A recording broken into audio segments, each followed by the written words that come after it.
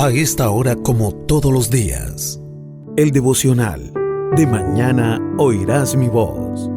Una reflexión sobre la palabra de Dios, en conexión con Poderosa Celestial Radio. Disponga su mente y su corazón para escuchar la palabra del Señor.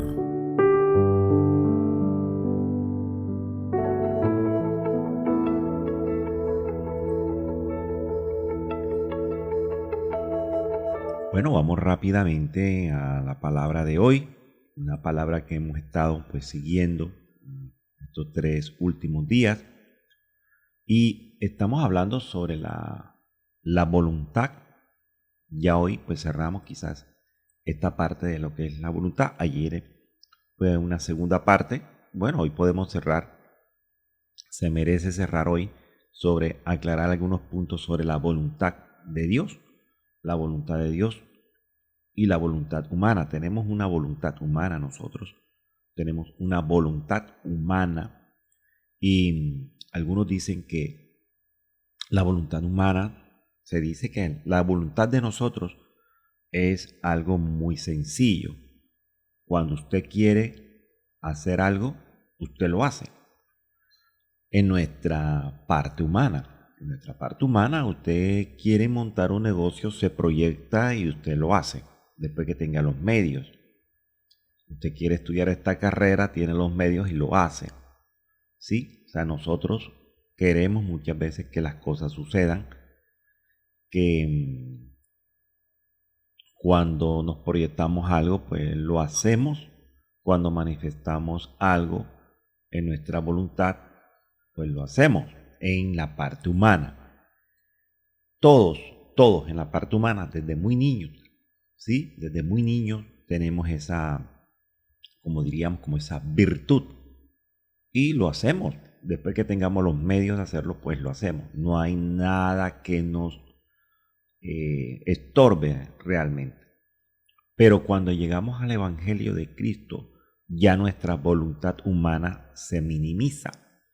Ya nosotros entonces dependemos no solamente de la voluntad humana, porque la voluntad humana, ella sigue marchando con nosotros en nuestras vidas, en nuestros ciclos, está la voluntad humana, pero también nos sujetamos a una voluntad mayor que la de nosotros, que se llama la voluntad de Dios. La voluntad de Dios. Entonces ahí cuando comenzamos nosotros a meter freno a todas las cosas, porque entonces ya no dependemos de nosotros, ya nosotros dependemos de Dios, dependemos de Dios. Fíjense que hay una palabra en el libro de Eclesiastés. En el libro de Eclesiastés recuerdo yo que hay una palabra que nos habla prácticamente de eso, y nos habla es de las autoridades, las que están por encima de nosotros. Y eso lo tenemos que realmente tener muy en cuenta. En Eclesiastés capítulo 5, usted lo puede buscar allí, Eclesiastés capítulo 5. En Eclesiastés capítulo 5, en el versículo 8, dice la palabra del Señor, en el nombre del Padre, del Hijo, del Espíritu Santo. Y fíjese que dice Eclesiastés 5:8, si opresión de pobres y perversión de derecho y de justicia vieres en la provincia, no te maravilles de ello, porque sobre el alto vigila otro más alto. Ahí está. Y uno más alto está sobre ellos. Entonces aquí nos está hablando de dos cosas importantes. Nos está hablando de la autoridad. Nos está hablando de que por encima de nosotros y por encima de todo hay alguien que está vigilando, o hay alguien que tiene la autoridad sobre nosotros. Entonces decíamos que cuando nosotros llegamos al camino del Evangelio, la voluntad humana es algo sencillo. La voluntad humana, usted se proyecta, lo hace, lo puede hacer y listo, lo termina y sigue para adelante. Pero nosotros cuando ya llegamos a este camino, ya las cosas cambian. Por lo que dice Eclesiastés, hay uno más alto que te vigila. Hay uno más alto que te vigila y uno más alto está sobre nosotros. Y entonces ya no dependemos de nosotros, sino dependemos de la voluntad de Dios. Por eso es que hemos querido explicar de una manera sencilla, de una manera resumida, esto porque hablar de la voluntad de Dios es un tema muy álgido y un tema muy extenso, pero lo hemos querido resumir. Entonces hay una voluntad que le llaman algunos teólogos le llaman la voluntad soberana.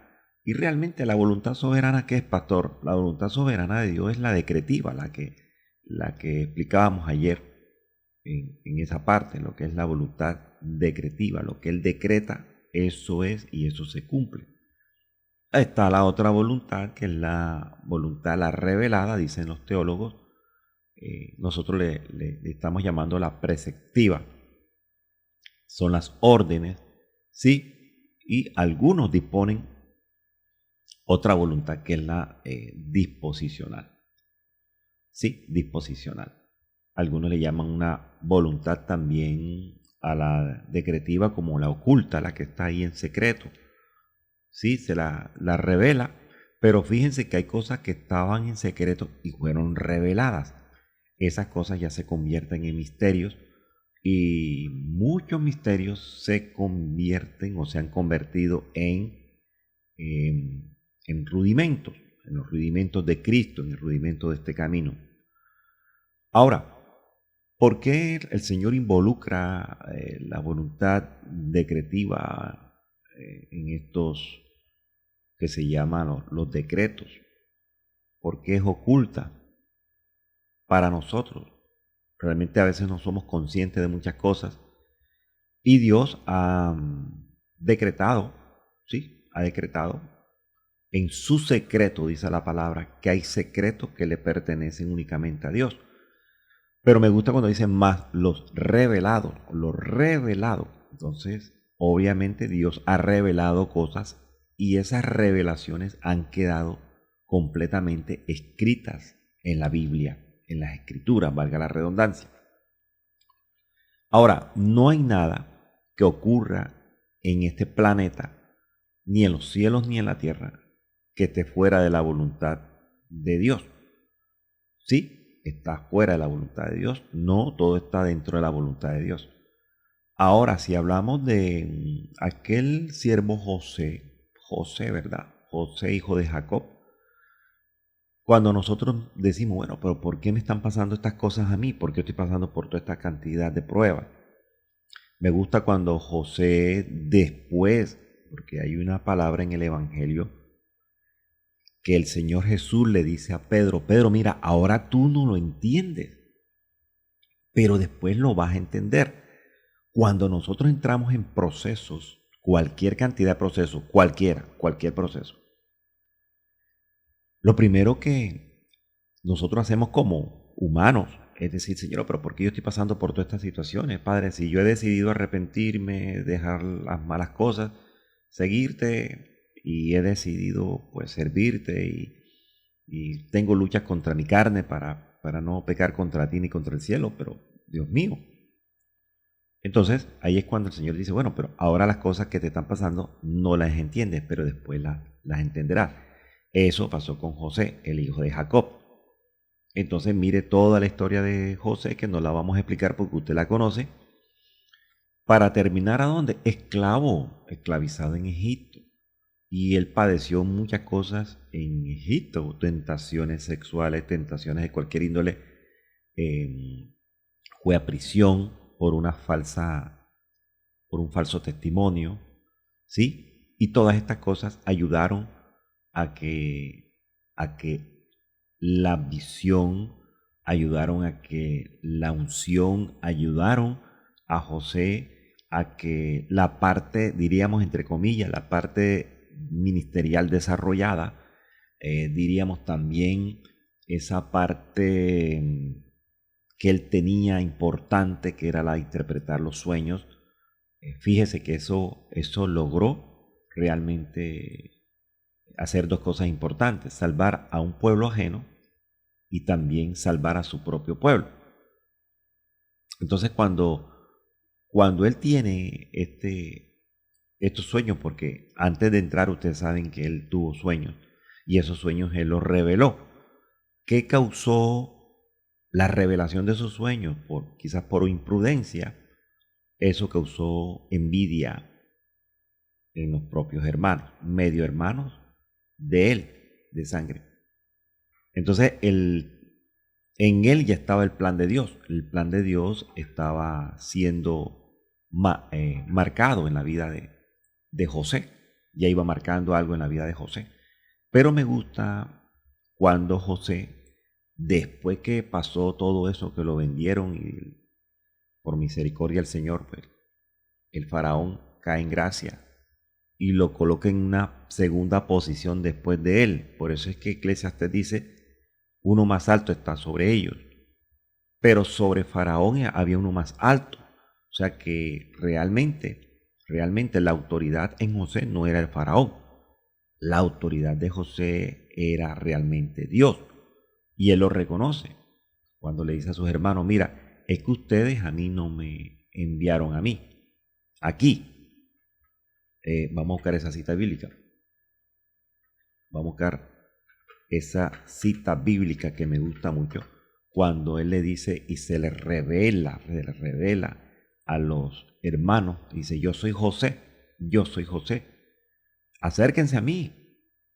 Pero ellos tenían como miedo, tenían como que bastante miedo, porque pensaban que José iba a tomar venganza. Y él les dice: mira, ustedes me vendieron para Egipto, pero no se entristezcan, no hagan eso, ni tampoco tengan ahora lástima ni pesar de que lo hayan hecho. Porque en Génesis 45:5, usted lo puede constatar en su Biblia electrónica o en su Biblia tradicional, si me está siguiendo, o tome nota de la cita bíblica. Dice 45:5 de Génesis, dice: porque para preservación de vida me envió Dios delante de vosotros. O sea, prácticamente Dios me eligió a mí para adelantarme al destino de ustedes. Y con la posición que tenía José, que era el segundo en gobierno, algo así como el vicepresidente, tomó la acción. Sí, tomó la acción. Y él les dice, mira, aquí va a haber una situación de hambre, aquí va a haber una cosa que fue lo que yo le interpreté al faraón hace muchos años, lo de las vacas gordas y flacas. Pero Dios me envió delante de ustedes. Dios me envía, yo voy delante de ustedes. Esto tipifica, ¿qué tipifica, pastor? Tipifica a nuestro Señor Jesucristo, tipifica en este tiempo el Espíritu Santo. Dice por allá, creo que en un libro profético, creo que el de Jeremías, dice que Él va delante de nosotros como poderoso gigante. Siempre va a ir abriendo caminos, siempre va a ir la delantera, siempre va a ir en la parte de atrás, siempre va a estar alrededor de nosotros. Pero José le dice: mira, Dios me envió, yo tomé ventaja, sufrí todo por su causa. ¿Tipificando a quién, pastor? A Cristo. Fui acusado, fui encarcelado. ¿Tipificando a quién, pastor? A Cristo. Para preservaros posteridad sobre la tierra y para daros vida por medio de gran liberación. Eso está en Génesis 45:7. O sea que prácticamente José dice: Dios los usó a ustedes para salvación de ustedes mismos. ¿Y a quién escogió? A mí. Ahí es cuando se cumple esa palabra, que a pesar de todas las cosas, vea usted, algunos eruditos dicen que en el libro de Génesis la vida de José es una novela, y realmente es una novela que finaliza allí, y que después en Éxodo capítulo 1, cuando ya hablan de la aflicción de los israelitas en Egipto, dice que se levanta otro faraón Y este faraón no conocía a José. Era un nuevo rey de Egipto. Ni tampoco conocía las cosas que hizo José. Quizás no había un libro como ellos siempre registraban todo en los libros, en unas crónicas, ¿sí? Como en el caso en el libro de Esther, que el rey dijo, bueno, pero llámeme el libro ese, llamen el libro y tráigame el libro. Y en este libro yo estoy revisándolo y aquí alguien hizo algo bueno por el rey y por el reino. Se le premió a esa persona y ya ustedes saben cómo termina la historia. Es probable que no haya habido libros o de pronto los libros hayan sido destruidos o de pronto Faraón, el nuevo Faraón, no tuvo en cuenta esos libros que le llamaban libros de las crónicas en ese tiempo. Eran unos libros donde se registraban todo. Pero él dice, él no conocía a José ni las cosas que hizo José. Y entonces, ¿qué pasó? Nuevamente tomó el pueblo de Israel y lo metió en esclavitud. Por eso es que se dice que es una novela, termina allí las cosas, una novela que termina en reconciliación, una novela que termina en perdón, ¿sí? Y se cumple eso lo que le dijo Jesús a Pedro, ahora tú no lo entiendes, ahora tú no entiendes, hermano mío, por lo que estás pasando, pero después lo vas a entender.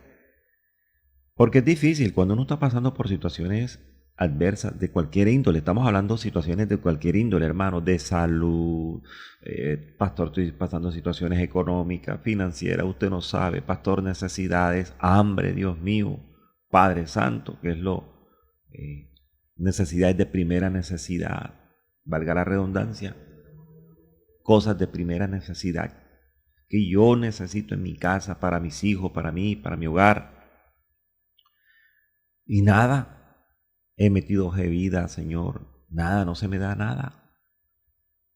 He hecho aquello, he hecho esto, nada, pongo un negocio. Me he comido las ganancias, me he comido el capital.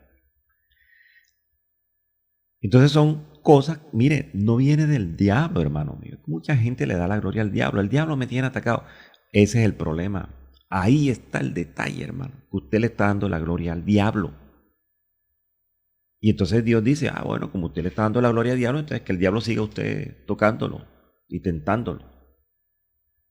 Pero si usted dice, mire, Dios me está a mí probando, para algo me está probando en su voluntad, para preservar algo. En el caso de José, era para preservar la vida de sus hermanos y del pueblo de Egipto. Porque también su descendencia era egipcia, eran sus hijos. Pero causa a esto de que sus hijos eran egipcios, él buscó el camino. Y el camino era ir donde el padre, cuando se le presenta el padre, y decirle, mira papá, estos son mis hijos, bendícelos. O sea, sabía que la bendición de Jehová son los hijos. Porque la sangre de José era una sangre hebrea. Él sabía de dónde venía. Hombre, el Señor a veces nos hace pasar por situaciones tan adversas, difíciles, es imposible entenderlo. Señor bendito. Y comenzamos de cero. Nos hace comenzar de cero, como dicen por ahí, con una mano adelante y otra atrás. Y entonces el Señor mismo, en su misericordia y a través de nuestra fe, nos va dando algunas bendiciones, nos va prosperando. Cuando ya tenemos fuerzas, pensamos de que por nuestras propias expensas, como dice la palabra, creemos que fuimos nosotros y no nos acordamos nunca que Dios estuvo en el asunto. Por eso es que Deuteronomio es una palabra tremenda, hermano. Deuteronomio capítulo 8, en el versículo 18. Búsquelo allí. Deuteronomio 8:18. Miren lo que dice allí. Vamos a mirar allí con mucha cautela esta palabra. Bueno, fíjese que vamos a hacer un poquito más atrás. En Deuteronomio capítulo 8:17. Mira lo que dice 8:17. Y digas en tu corazón, dos puntos seguidos, mi poder y la fuerza de mi mano me han traído esta riqueza. Porque Dios le venía hablando a ellos, les venía como que amonestando, como exhortando. En el versículo 11 dice, cuídate de no olvidarte de Jehová tu Dios, para cumplir sus mandamientos, sus decretos, sus estatutos que yo te ordeno hoy. Prácticamente lo que Dios le estaba diciendo al pueblo era que no se olvidaran de Dios, porque los mandamientos, decretos, estatutos son la voluntad secreta y la voluntad decretada y la voluntad perceptiva. Ahí le está dando las tres clases de voluntad, inclusive la escondida. Entonces lo que explicamos ayer fue la decretada y la preceptiva, prácticamente, que son las que más. Y para los oyentes que no estaban, decíamos que la decretada, esa no la cambia nadie. Y la preceptiva es una orden, hay que cumplirla. Por eso es que dice, para cumplir. ¿Para cumplir qué, pastor? Para cumplir la voluntad de Dios. La orden de Dios. Es que la voluntad de Dios es una orden. Algunos dicen, si es la voluntad de Dios, siempre es la voluntad de Dios. Siempre, hermano. Siempre. Por eso hay que clamar es misericordia, pero mira lo que Dios les dice a ellos. Cuídate de no olvidarte de Jehová tu Dios. Y el 12 dice, no suceda que comas y te sacies y edifiques buenas casas en que habites, y tu vaca, tus ovejas se aumenten, plata, oro se multipliquen, y todo lo que tuvieses aumente. Y mira lo que dice el 14, y se enorgullezca tu corazón. Y te olvides de Jehová tu Dios, que te sacó de la maluquera. Eso es lo que está pasando con el pueblo. Es que no estamos hablando de plata, estamos hablando de servicio. Muchos hermanos hemos entrado maluquito al servicio, a la línea. Hemos entrado maluquito al camino, hemos llegado ahí todo así, raquítico, todo llevadito, todo maluquito. Con problemas, con situaciones, no se me dan las cosas. Pastor, estoy pasando la maluquera, pastor. Pero cuando ya comienzan a coger carnita y comienzan a coger ya, a recuperar todas las cosas, nos olvidamos de Dios. Digo yo, ese es el peor o la peor prueba, diríamos la prueba más fuerte que Dios nos puede dar a nosotros. Hacer pasar por estas pruebas es la más fuerte. ¿Cuándo, pastor? ¿Cuándo? Cuando ya se nos han solucionado las cosas. No, ya listo, se fue la enfermedad. No, la situación económica no, bien, ya estoy estable. Gracias, mira que monté este negocio, tengo este emprendimiento también, tengo varias fuentes de entrada. Oh, qué chévere. Ve y te estás congregando. No, yo voy de vez en cuando como para agradecimiento ahí, o cada 8 días, tú sabes, o no, o no, no, ya me volví mesiánico, usted se volvió mesiánico. Sí, voy al servicio cada mes.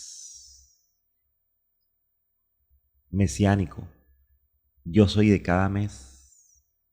Soy un verdadero mesiánico. Aleluya. Por eso el Señor dice, acuérdate de Jehová tu Dios, porque Él te da el poder para hacer las riquezas, a fin de confirmar su pacto que juró a tus padres como en este día. Ahora, Él hace la advertencia, porque mire, Él pone la enfermedad y también da la medicina, hermano mío. Ese es nuestro Dios. Ese es nuestro Dios.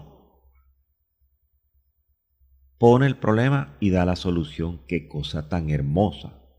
Qué bendito Jehová. Da la medicina, da la curación, da el proceso, pero da la solución. Y es tan hermoso que él dice, mira, cuídate de no olvidarte de Jehová tu Dios, mira todo el proceso que has pasado. No nos digamos mentira. Hay hermanos que han pasado tremendos de procesos, hermanos. Y ojalá esos hermanos estén escuchando este devocional.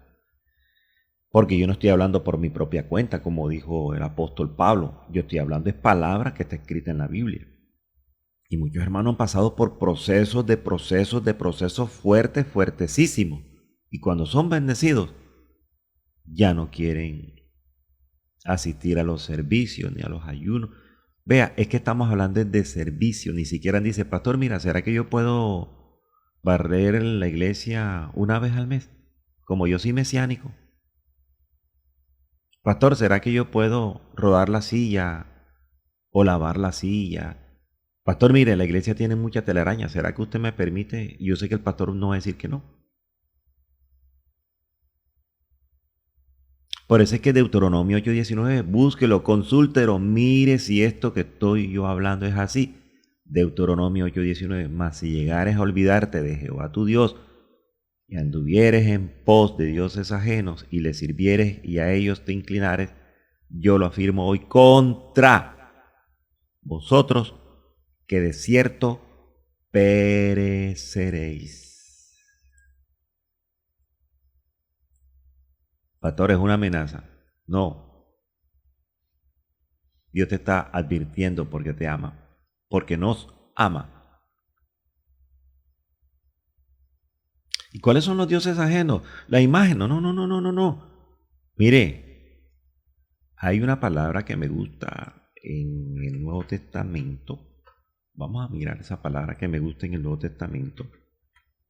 Que es una palabra que siempre la he tenido como en cuenta porque uno de los procesos más fuertes que podemos pasar nosotros para olvidarnos de Dios es que ya se nos haya solucionado todo. Por eso es que la primera carta a Timoteo, capítulo 6, versículo 10, primera carta a Timoteo, capítulo 6, versículo 10, dice de la siguiente manera, porque raíz de todos los males es el amor al, dígalo usted, el cual codiciando algunos se extraviaron de la fe. Se extraviaron de la fe. No, y damos testimonio. ¡Qué bonito! Pastor, tengo un testimonio para el domingo. Bueno, párese en el altar y dé el testimonio. Y el hermano, la hermana del testimonio, mira, yo estoy dando el testimonio que estaba pasando por este proceso y mire, qué bonito. Y todo el mundo aplaude, gloria a Dios, gloria a Dios. Pero pregúntele cuántas veces va al servicio en la semana. Pregúntele si realmente le está sirviendo a Dios. Pregúntele si realmente le ha dicho, pastor, mira, yo quiero ejercer, quiero desarrollar. Por eso es que estamos estancados. Porque alguien que está empujando desde atrás, y entonces no encuentra, porque los que estamos adelante no queremos desarrollar el ministerio. Y la misma palabra nos dice el apóstol Pablo en sus cartas, también exhorta de la misma manera, él exhorta de la misma manera a los que realmente, por favor, hay unos que ya deberían estar trabajando. Y también dice por allá en la carta a los Hebreos, capítulo 5:12, mire, lo dice Hebreos 5:12, porque debiendo ser ya maestros, después de tanto tiempo, pastor, ¿dónde dice eso? Yo no sabía que esa palabra existía. Hebreos 5:12 lo dice, porque debiendo ser ya maestros, después de tanto tiempo, tenéis necesidad de que se os vuelva a enseñar cuáles son los primeros rudimentos de las palabras de Dios. Y habéis llegado a ser tales que tenéis necesidad nuevamente de lechita, de leche, y no de alimento sólido. Y estamos procurando nosotros en la parte ministerial enseñarle a la gente alimento sólido. Mire, ya mucha gente lleva mucho tiempo en el ministerio y ya tiene que ir conociendo algunos otros misterios.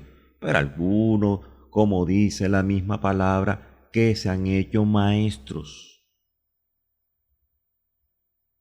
Que ya yo sé eso, no, yo no voy al ayuno porque ya eso. ¿De qué van a hablar, pastor? No, vamos a hablar de la salvación. No, ya eso no, eso no. Pastor, ¿de qué van a hablar? Vamos a hablar del amor de Dios. No, eso ya sé qué. Pastor, ¿de qué van a hablar? Vamos a hablar de la oración. No, oración es hablar con Dios, eso no. No, vamos a hablar de la sana doctrina. No, la sana doctrina, lo mismo de siempre. Eso no. Ya yo sé eso. Donde la palabra del Señor dice que nuevas son las misericordias cada día. Donde la palabra dice que si se hubiesen escrito todas las cosas que Jesús hizo, no cabrían los libros a nivel mundial. Esa es una hipérbole, pero una hipérbole bien puesta, y yo la creo. Entonces hablamos de voluntad de Dios. Pasamos procesos, la pasamos maluco, casi estuvimos al borde de la muerte, sufrimos una enfermedad terrible, nos operaron, nos pusieron pintas de sangre, qué cosa tan terrible. Vi la luz blanca, me devolví del túnel nuevamente, aquí estoy, di el testimonio y ya, no ha pasado nada. Hermano, ¿y el servicio? Hermano, es que yo no puedo. Hermano, pero ¿será que usted no puede por lo menos entregar los sobres en la iglesia? Por lo menos no puede recoger las ofrendas, que eso no hace peso. Hermano, es que no puedo hacer peso. Hermano, entonces por lo menos, ruede una sillita. Bueno, por lo menos, hermano, entonces busque allí y dígale, pastor, quiero ingresar a un grupo de oración de la iglesia, un grupo de apoyo, un grupo de respaldo. Pero como ya nos creemos maestros y hablamos de la voluntad de Dios. Es que la voluntad de Dios, pastor, eso no. Si es la voluntad de Dios, así decimos. Mire, siempre es la voluntad de Dios. Siempre ha sido la voluntad de Dios. Nosotros estamos debajo de la voluntad de Dios. Creo que por ahí hay una palabra en Isaías 46. Isaías 46. Mire lo que dice en Isaías 46:10. Mire lo que dice Isaías 46:10. Que anuncio lo por venir desde el principio y desde la antigüedad lo que aún no era hecho.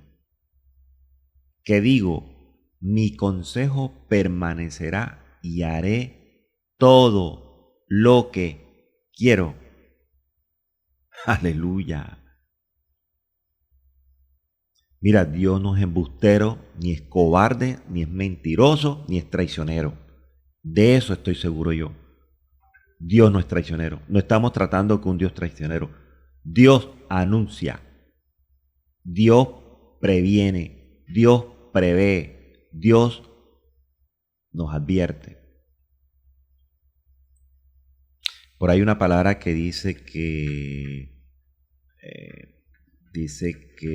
habla de los siervos, los profetas, que cuando Dios va a decir algo, Él lo dice por medio de los siervos, sus profetas. Dios siempre lo dice. Mira donde lo dice, búsquelo. Cita bíblica, pastor. Amós capítulo 3:7. Amós capítulo 3:7. Porque no hará nada Jehová el Señor. Ok. Sin que revele su secreto. Ok. O sea, si revela secreto a sus siervos los profetas. Y no está hablando solamente a los profetas que tienen el ministerio profético desarrollado. Y de eso tenemos que tener mucho cuidado también. Pero me gusta cuando dice que el Señor no hace nada sin que lo revele, sin que lo advierta, sin que lo anticipe, sin que lo diga. Por eso Número lo dice. Número lo dice. Ayer lo leímos, creo que fue ayer. Que Él no es hombre ni hijo de hombre. Él lo dijo, lo va a hacer. Advierte, advierte para que nosotros corrijamos. Si no corregimos y nos pasa algo, ya no fue por culpa de Dios. No diga que fue Dios el que te lo hizo. Fuimos nosotros por nuestra propia rebeldía, desobediencia, etcétera, etcétera, etcétera. Creo que hay una palabra, me permiten ustedes, yo voy a buscar la palabra. Hay una palabra también que habla sobre eso, está en Isaías y en uno de los evangelios. Vamos a mirar. Fíjense que el Señor no nos deja avergonzados. Hay una cita bíblica que está en el Evangelio de Juan capítulo 13. Usted lo puede buscar ahí en su Biblia. Evangelio de Juan capítulo 13. Mire lo que dice en el versículo 19. Búsquelo allí. Dice la palabra en Juan capítulo 13, 19. Desde ahora os lo digo antes que suceda,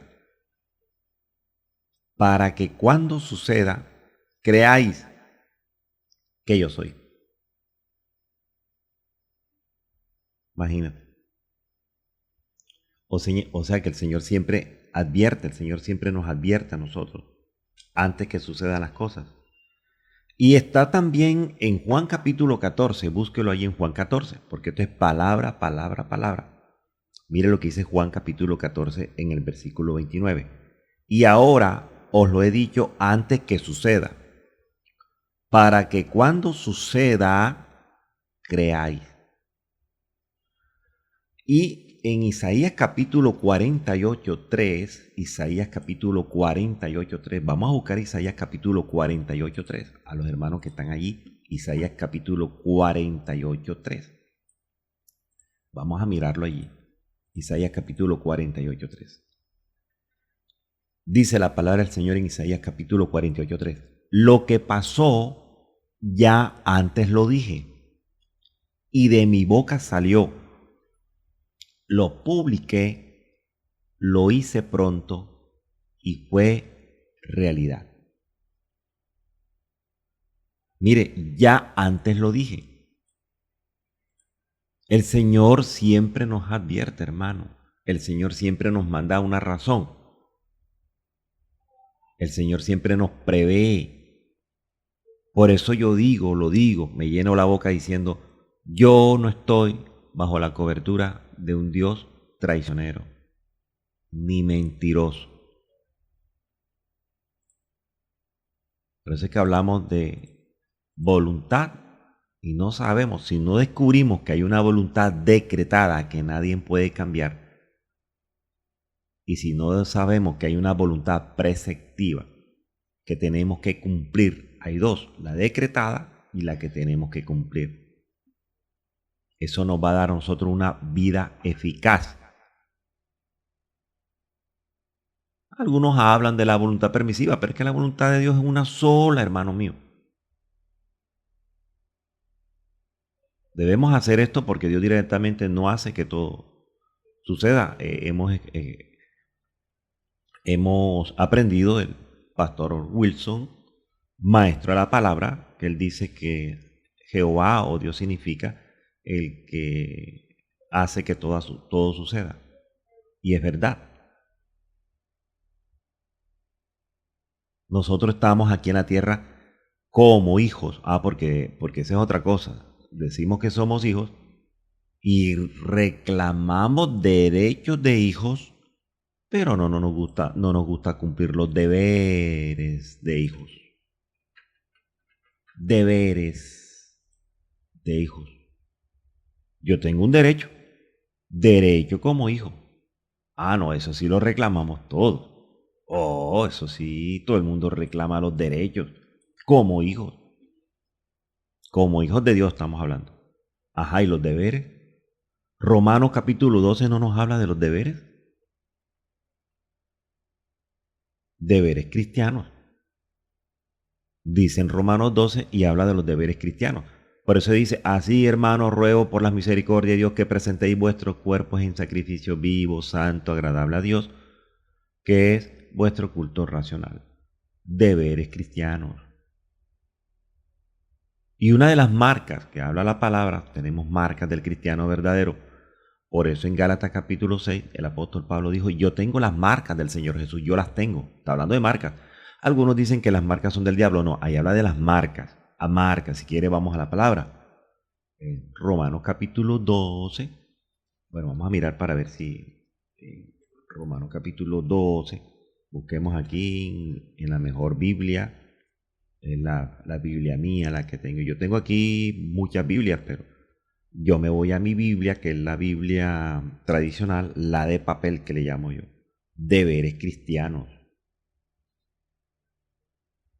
Y ahí uno dice, una de las marcas del Señor o de nosotros es marcas, algunas versiones dicen marcas, pero desde el versículo 9 arranca diciendo que el amor sea sin fingimiento, aborrecer lo malo, seguir lo bueno. Fíjese. Pastor, pero él no dice marcas, pero en Gálatas 6:17, mire lo que dice Gálatas 6:17. De aquí en adelante nadie me cause molestias, porque yo traigo en mi cuerpo las marcas. Las, en plural, las marcas del Señor Jesús. ¿Cuáles son esas marcas? Los latigazos.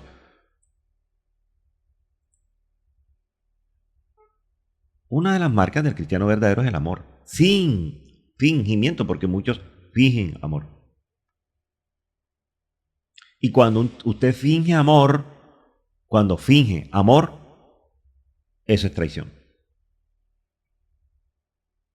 Por eso es que nos exige, amaos los unos a los otros con amor fraternal. Esa es la buena voluntad de Dios.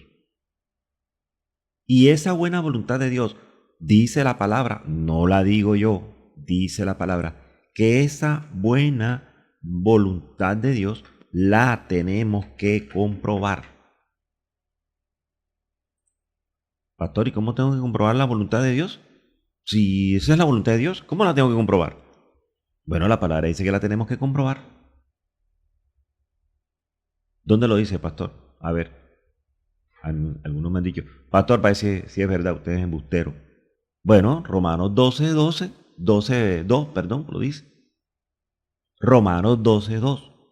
Creo que leímos el 12:1 ahora vamos a leer el 12:2. Romanos 12:2. Mire lo que dice, no os conforméis a este siglo, sino transformaos por medio de la renovación de vuestro entendimiento para que comprobéis cuál sea la buena voluntad de Dios.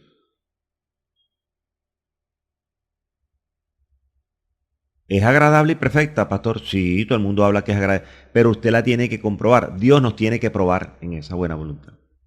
¿Y cómo, pastor?